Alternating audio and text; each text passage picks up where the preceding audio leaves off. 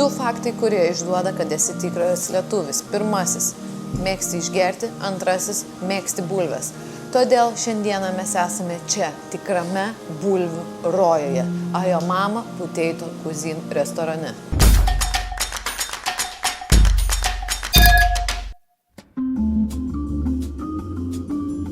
Kadangi esu moterytė, kuri mėgsta pavalgyti, užsisakiau 2 bulvytės, o 3 dar laukia desertų. Pirmasis pasirinkimas – bulvės su silke, negalėjau atsisakyti, visiška lietuviška klasika, kaina 8,20. Antrasis pasirinkimas – bulvytės su plėšyta jautiena, kainavo 9,90.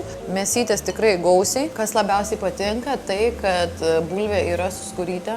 Čia mano delikatesas tiesiog yra. Pasakiškas sūris, mėsytės skani, daržovės šviežios. O kas norit aštresnių pojūčių, yra naminis padažiukas. Sakė, aštresnis visai, pabandykim. Tikrai aštrus padažiukas. Bet skanus. Tikrai nėra prie ko prikipti, labai geri ingredientai. Duočiau šitai gal net 9,5. Dabar mano silkutė.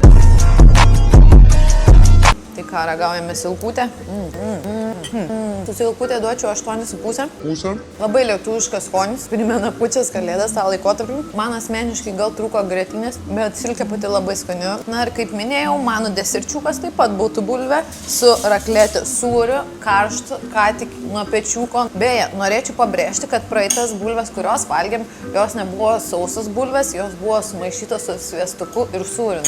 Skonis tiesiog buvo wow. Tiesiog sūrio vakarėlis šiandien pas mus.